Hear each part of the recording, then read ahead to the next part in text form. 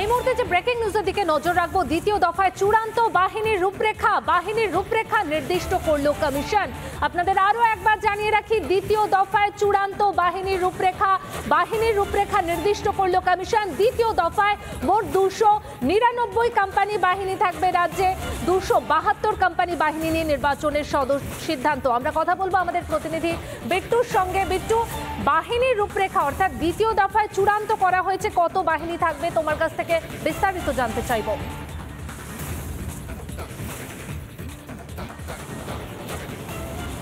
দেখো, এই মুহূর্তে যে খবর পাওয়া যাচ্ছে নির্বাচন কমিশন সূত্রে তোমাকে জানিয়ে রাখবো যে 272 কোম্পানি বাহিনী দিয়ে মূলত দ্বিতীয় দফার নির্বাচন সম্পন্ন হবে এবং সেক্ষেত্রে দাঁড়িয়ে 299 কোম্পানি বাহিনী থাকছে এ রাজ্যে। 272 কোম্পানি দিয়ে যে নির্বাচন হবে তার মধ্যে যে স্ট্যাটিস্টিক্সটা এই মুহূর্তে পাওয়া যাচ্ছে যে মেঘালয় সিকিম থেকে আরও 22 কোম্পানি বাহিনী আসছে এবং দক্ষিণ দিনাজপুরে 73 কোম্পানি বাহিনী থাকবে, রায়গঞ্জে 60 কোম্পানি বাহিনী থাকবে, ইসলামপুরে 61 কোম্পানি বাহিনী থাকবে, দার্জিলিংয়ে 51 কোম্পানি বাহিনী থাকবে, শিলিগুড়ি 21 কোম্পানি বাহিনী এবং কালিম্পংয়ে 16 কোম্পানি বাহিনী। গুরুত্বপূর্ণভাবে 6 কোম্পানি বাহিনীকে ইতিমধ্যে রিজার্ভ করে রাখা হচ্ছে। কোন কারণে? মূলত যেই প্রথম দফাতে 3টি নির্বাচন রয়েছে, 3টি কেন্দ্রে, সেই 3টি কেন্দ্রে 2 কোম্পানি করে বাহিনী, মোট 6 কোম্পানি বাহিনী রিজার্ভ করে রাখা হচ্ছে। 1 কোম্পানি বাহিনী স্ট্রং রুম দেখবে, আরেক কোম্পানি বাহিনী পোস্টপোল ভায়োলেন্স সংক্রান্ত বা ভোট পরবর্তী সন্ত্রাস সংক্রান্ত বিষয় নিয়ে তারা খোঁজখবর রাখবেন।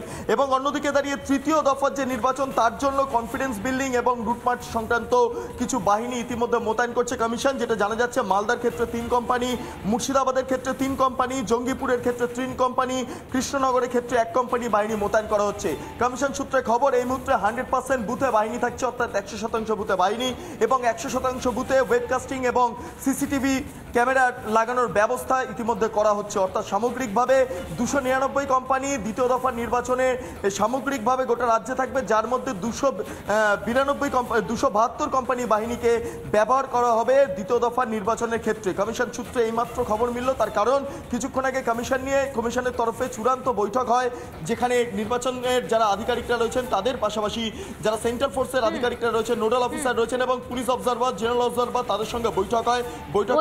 বিট্টু, তার মানে দ্বিতীয় দফায় মোট 299 কোম্পানি বাহিনী থাকবে রাজ্যে। তোমাকে ধন্যবাদ।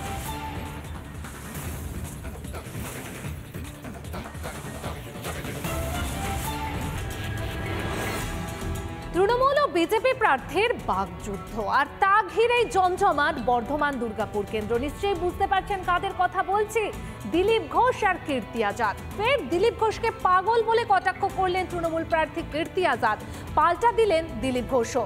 কীর্তি আসলে জিরো, মানুষই জবাব দেবেন বললেন বিজেপি প্রার্থী।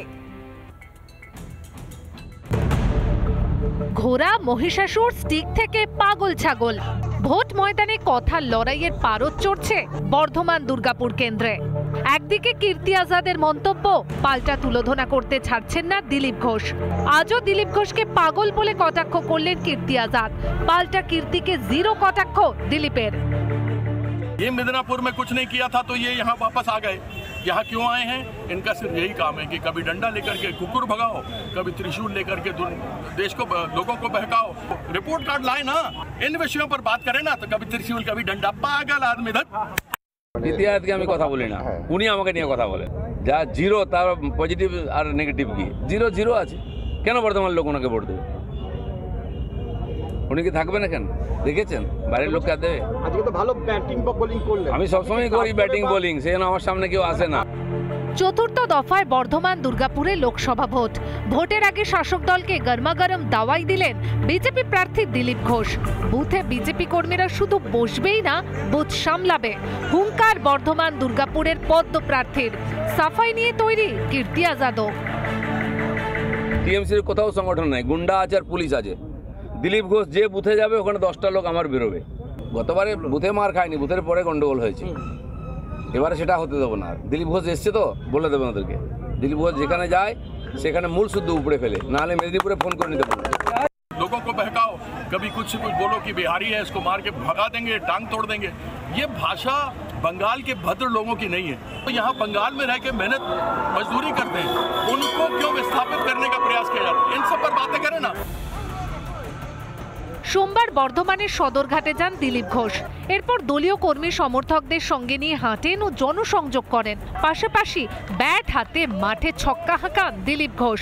তারপর তেলিপুকুরের চা চক্রে অংশ নেন বর্ধমান দুর্গাপুরের বিজেপি প্রার্থী। অন্যদিকে দুর্গাপুরের বিধাননগরে প্রচার করেন কীর্তি আজাদ।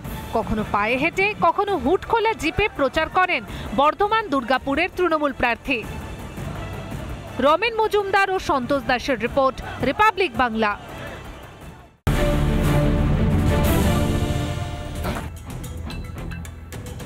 পঞ্চায়েত ভোটে বহু জায়গায় প্রার্থী দিতে পারেনি বিরোধীরা। অভিযোগ ছিল শাসক দলের হুঁশিয়ারি, হুমকির ভয়ে প্রার্থী হতেই সাহস করেননি অনেকেই।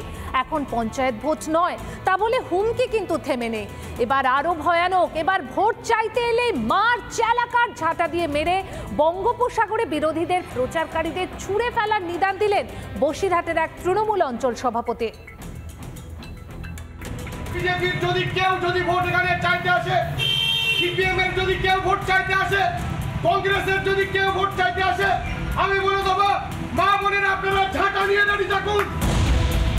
শাসক নেতাদের থামানো বড় মুশকিল। কেউ দিচ্ছেন হুঁশিয়ারি, কেউ করছেন বেলাগাম আক্রমণ, আবার কেউ করছেন উস্কানিমূলক মন্তব্য। এবার বিরোধীদের ঝাঁটা চালাকার দিয়ে পেটানোর নিদান বসিরহাটের বিবিপুর বেগমপুরে তৃণমূলের অঞ্চল সভাপতি মিনাজুল ইসলাম বাবুয়ার।